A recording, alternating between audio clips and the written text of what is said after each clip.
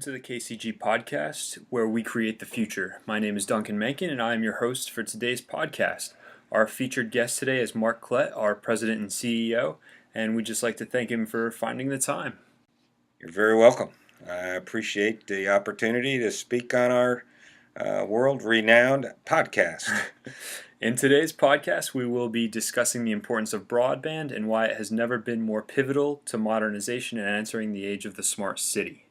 For those in the audience who aren't sure what you mean when we refer to broadband, can you give us an overarching definition? Sure, be glad to. The technical definition of broadband is characterized by wide bandwidth data transmission, which transports multiple signals and traffic types. Well, if that didn't confuse you, let me try to break it down a little bit for you. Broadband initially started out by the transmission of frequency, basically light. Initially, we only had one color, and that was white. So it was white light getting transmitted, but all of a sudden they decided they could multiplex that and get all the colors of the rainbow being transmitted.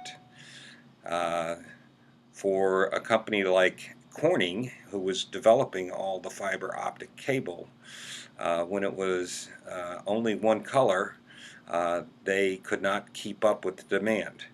When all of a sudden it was multiplex, they had plenty of fiber optic cable that had been there, and the demand went down significantly. So their stock went from $120 a share down to $3 a share in a matter of days. But the mediums that transmit the data can be coaxial cable, optical fiber, radio, or twisted pair. In the context of the internet access, broadband is used as a mean any high-speed internet access that is always on and faster than dial-up access over a traditional analog or ISDN or PSTN services.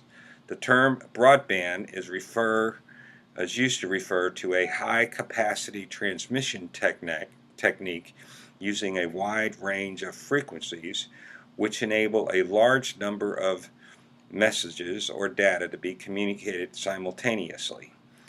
In layman terms, broadband most commonly refers to high-speed internet access that is always on and much faster than a traditional dial-up access. I will explain to you, typically you get about 5 megabytes per second at your residence at this time. The oceanfront, the first line coming in from Spain, will deliver about 160 terabytes per second, which is pretty significant. And basically 95% of all the internet data in the United States goes through Ashburn, Virginia. We will get a significant amount of undersea cables data coming through Virginia Beach here in the next 4 to 5 years. So we have a lot of opportunity here, and broadband will become a significant impact on the economy here in Hampton Roads. I'm glad you mentioned the economy. Can you maybe break down the broadband effect on economic growth in any given region? Be delighted to. As you know, I've had a passion for trying to improve the economy in Hampton Roads for many, many years. Unfortunately, the economy here in Hampton Roads has been flatlined for about 10 years due to sequestration, our dependence on the military, lack of diversification. The port has been doing fantastic for the last several years. Our reliance on tourism and the Department of Defense, but we have yet to see any or realize any new jobs in this area in the last 10 years, net new jobs. We have developed new jobs, but no net new jobs, and we need to diversify. I think the broadband opportunity will bring that to our region. Broadband has been a key driver of economic growth, job creation, and social inclusion in many regions in the United States. Studies have concluded that as little as a 10 percentage point increase in fixed broadband penetration would increase GDP growth by 1.21% in developed economies and 1.38 in developing economies. But if you don't believe that, let's take a look at a crowning achievement of broadband in Chattanooga, also known as the Gig City. Chattanooga has turned itself from what could have been a failing mid-sized city into a startup hub that's competing with Manhattan, San Francisco, and Austin on the technological level. The first thing Chattanooga engineers decided was that fiber optics would be the smart investment in 2009. As the project built out, the city earned a $111 million stimulus. Sounds like a lot of money. But let me tell you, the cities here in Hampton Roads, the municipalities, they already spend about over $500 million a year in debt servicing. That's interest they pay on the debts that they have currently for capital improvements. So there's money there, but it's all going to pay towards interest on debts. And they got this, the city of Chattanooga got money from the government. In 2010, the city turned on a fiber network and officially became the first city in the United States to offer gigabyte internet speeds to all of its residents. In 2014, the city had the third largest wage growth in the country among mid-sized cities, and an independent study published by the University of Tennessee in 2016 noted that the network and fiber optic endeavor could directly tie to the creation between 2,800 and 5,200 new jobs, and that the economic benefit for the city has been roughly $1 billion over the course of the last 5 years. So there's no reason that the cities that make up Hampton Roads can't be the next success story.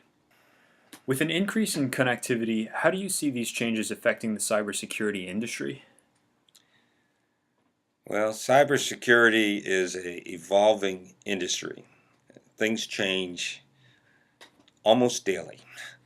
Business processes often require institutions to share information with other institutions and third-party service providers that require connectivity. The extent of interconnectivity is a function of network architecture, network complexity, traffic volume, and number of connections. Interconnectivity risks arise from misuse, mismanagement, or compromise of these connections. To mitigate interconnectivity risks, we recommend you identify and limit connections with third parties and identify all access points and connection types that pose risks, such as local area network connections to other networks or internet service providers, Wi-Fi, and cellular connections. We also suggest you identify connections between low-risk and high-risk systems.